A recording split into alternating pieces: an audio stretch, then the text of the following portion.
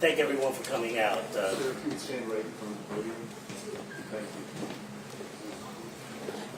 Thank you for coming out. My name is Michael Wright, Attorney Michael Wright. I'm going to introduce Attorney Fanon Rucker, Attorney Robert Gresham, Attorney Anthony Pearson. I'm going to introduce Mom, who is Tori Jackson, Grandma, which is Tanya Larkin, and Dad, which is Rodney, and grandfather, excuse me. We're here because we represent the estate of Ryan. We're not here to talk about the incident that occurred with the police officer.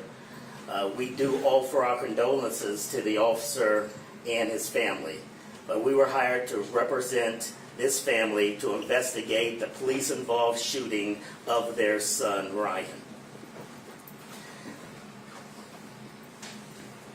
This family is very upset about what occurred.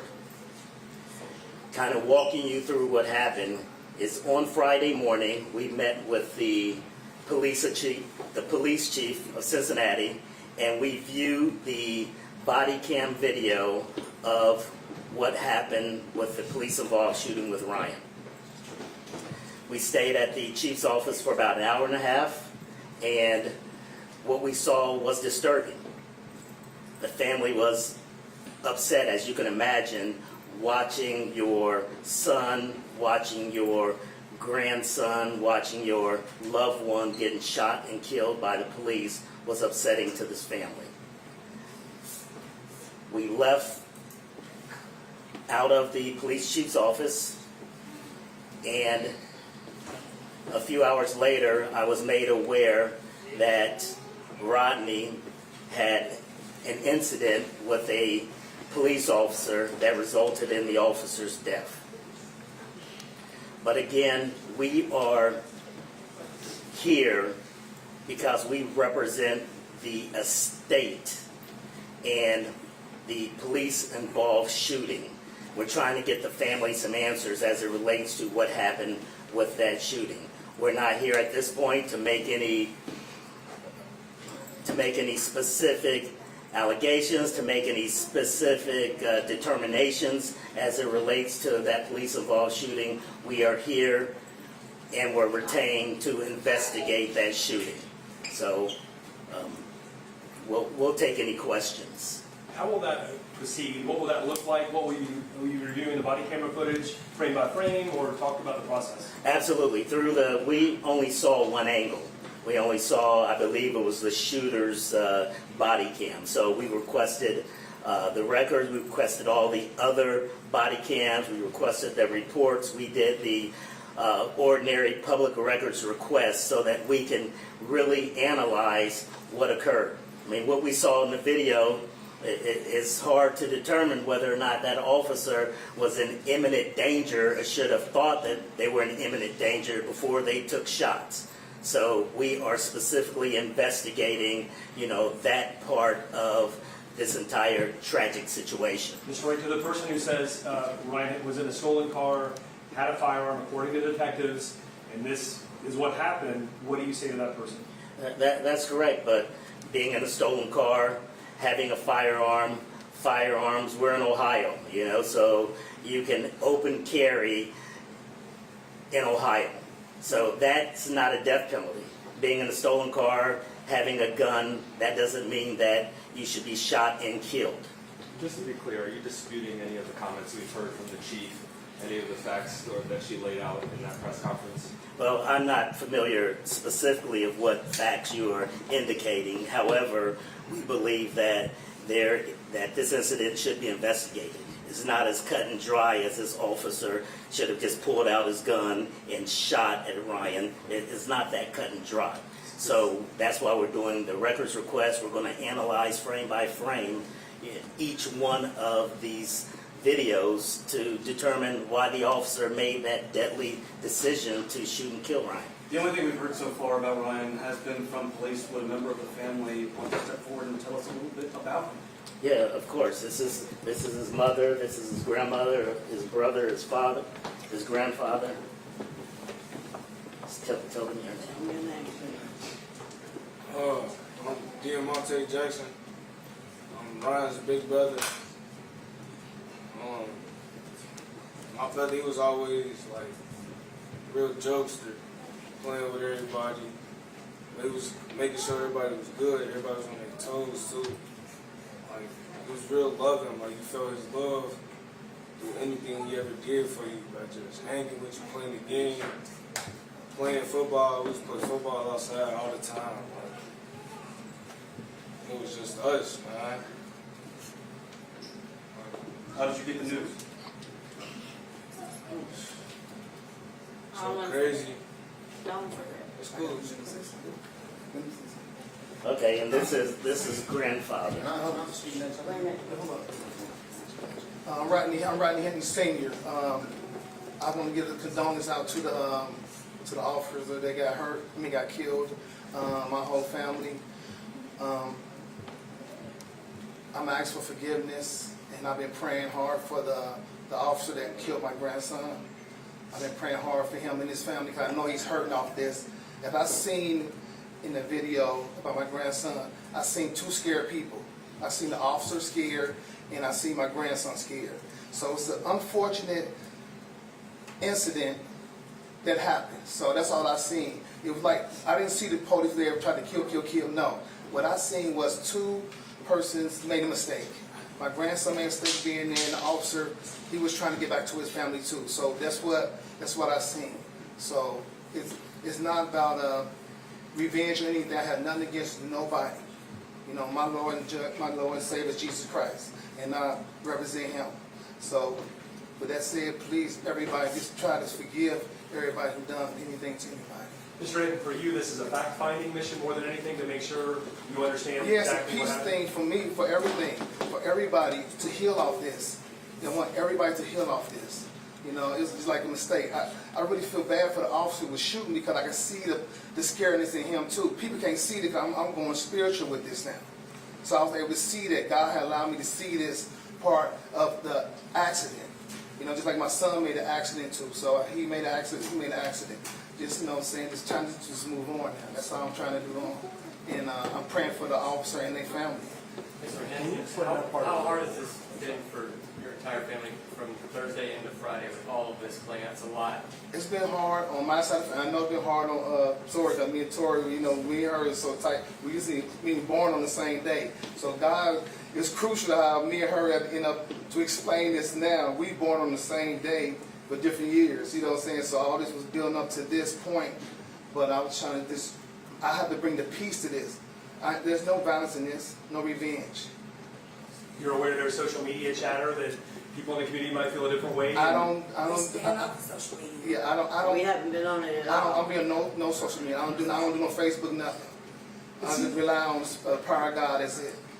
It seems like there's some tensions, though, based on some of those posts. Do you have like a calming message for those who are concerned over the shooting? Long live Ryan. I want to say out to the media and the social media, my name is Tanya Larkin. I am Ryan's grandmother. Because it's long live Ryan. Ryan was a sweet, gentle giant that played with everybody all the time. You see all the younger ones? That was a PlayStation buddy. He made it a point to make sure that he played with each and every last one of them whenever he was around them. He included them in the game process. He taught each one of them how to play the game. We are very close family. This is killing us. I can't even express how I feel right now about, I'm angry because it shouldn't have never happened. I want to find out exactly what steps was taken and the protocol. And everything comes out that it's not what it should have been, we need to do something about change in training and diversity and understanding us as a black culture. We as black people, we don't deserve to be killed just because we're running away from the police. We're scared just as much as they are, whether we did something right or wrong. This is everyday life for us, being scared of the police. Take that in consideration while everybody is making comment on the parent should have did this and the parent should have did that. Okay, come on. Because I ain't worried about it. Jack, did you care to share some thoughts or also? My name is Marlon. I'm Ryan's cousin. My condolences for everybody involved in this. I just want to say, Ryan, I'm so sorry. God, please watch over the rest of my family. I want to address all the negativity and saying he was being in a stolen car, this and that. Listen, he was supposed to be at home that night and shit. Let me get this out. He had no business being on a stolen car, man. He had a bed to come home to. He slept in a car. He couldn't get in the house. All right. He called me like 6-9 times, like 12, like between 12 and 1. Called me trying to get in. Text me. And I was asleep. I'm so sorry. This was never supposed to happen to you. Ever. I'm so sorry, Ryan. I'm so sorry, Ryan. Just know he wasn't supposed to be there. He wasn't supposed to be there. He wasn't. He was scared. He tripped and fell. He must have been so scared. I'm so sorry, Ryan. It's just that, like, everybody just talking shit about him. Just know he wasn't supposed to be there. Mr. Wright, may I ask you real quick, next steps, if you do the investigation and it unfolds, is there a possibility of litigation or just help people understand what could be down the road? Well, again, we're investigating. When we get all the information that we've requested, then we'll make a determination as to next steps. We have to analyze all of the information we receive, all the body cams, all the different angles, and then we'll make a determination as to what next steps are.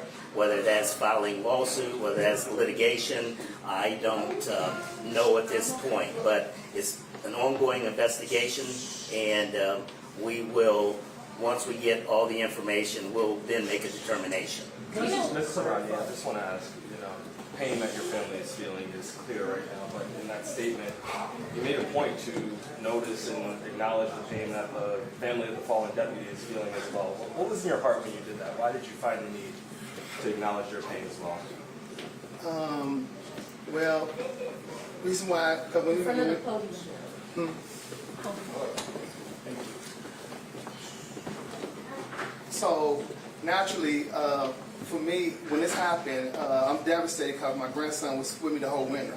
So when we goes back, he go back with his mama to the summer, and he got killed. So it was very devastating to us.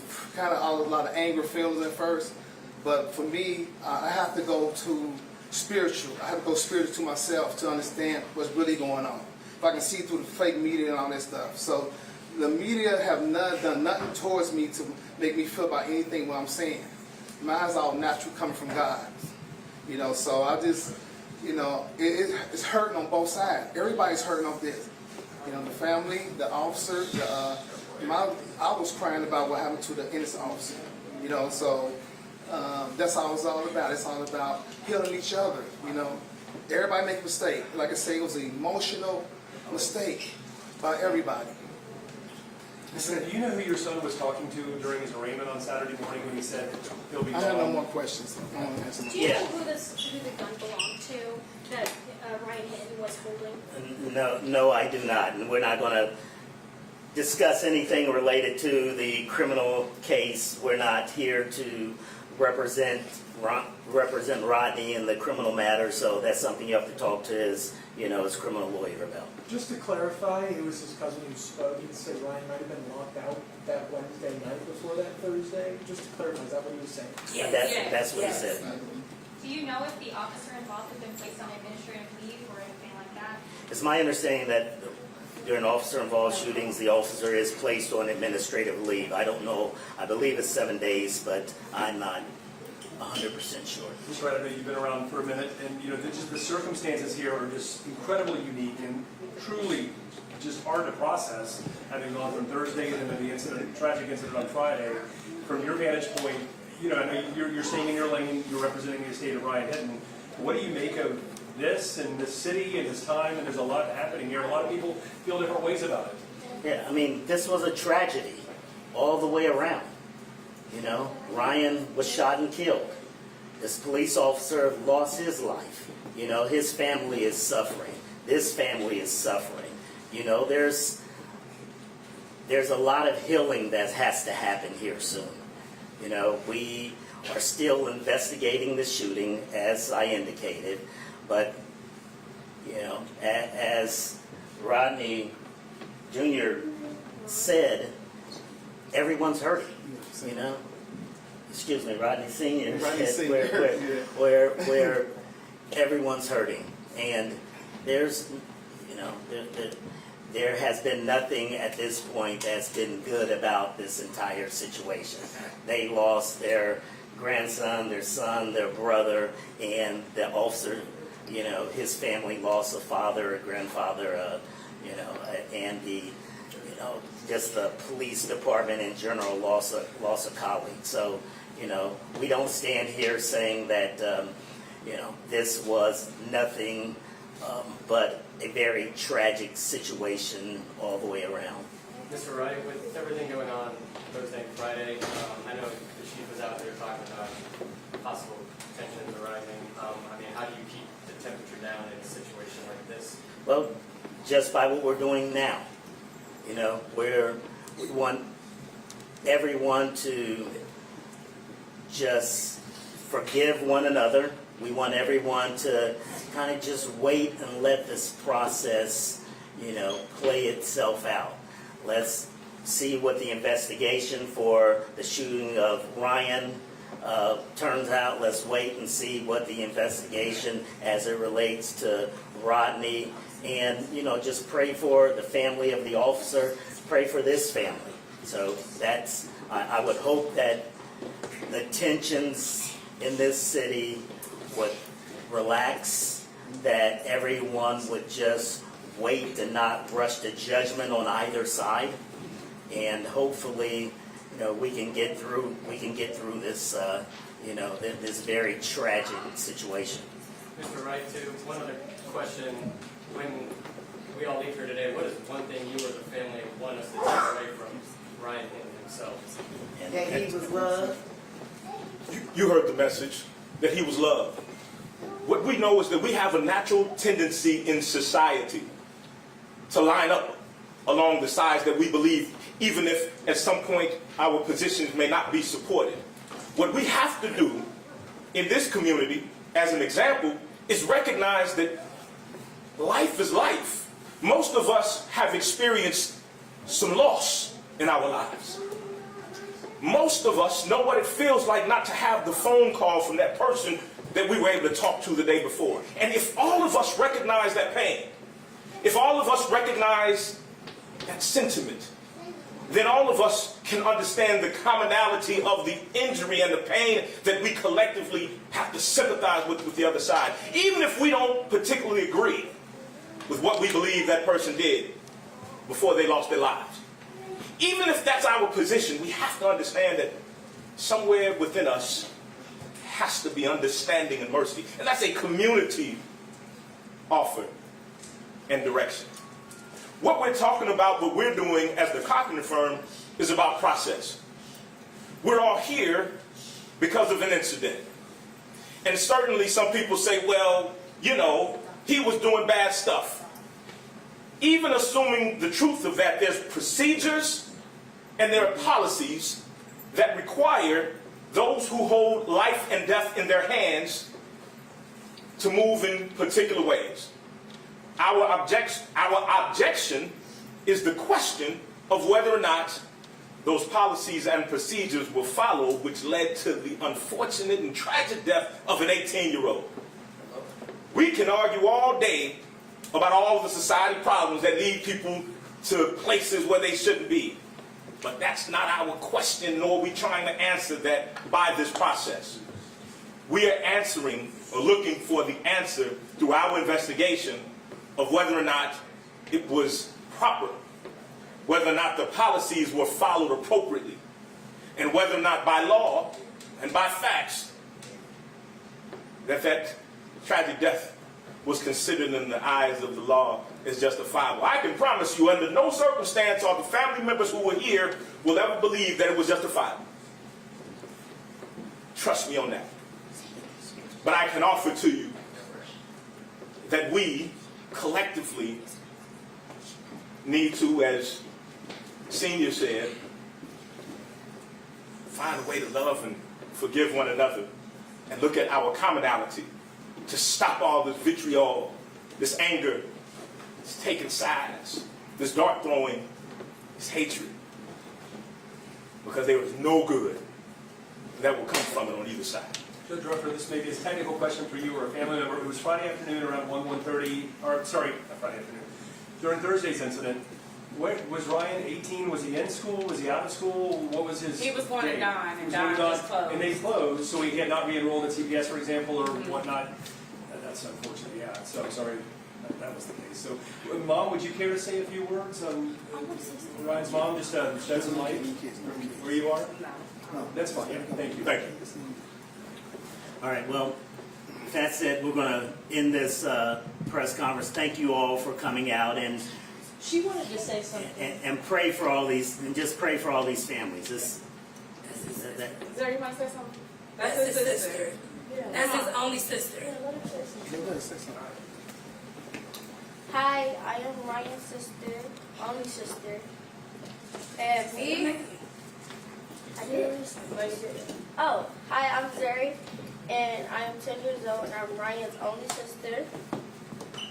And me and Ryan is 8 years apart.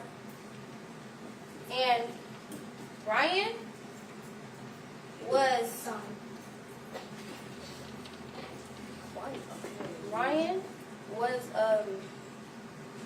the funniest person I ever met.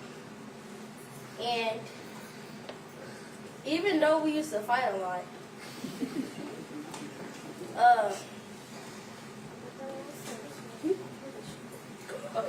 so I'm done.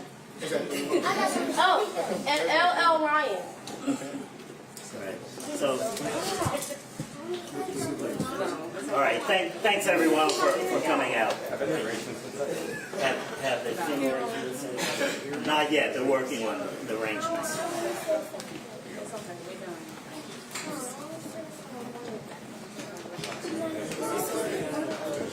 Yeah.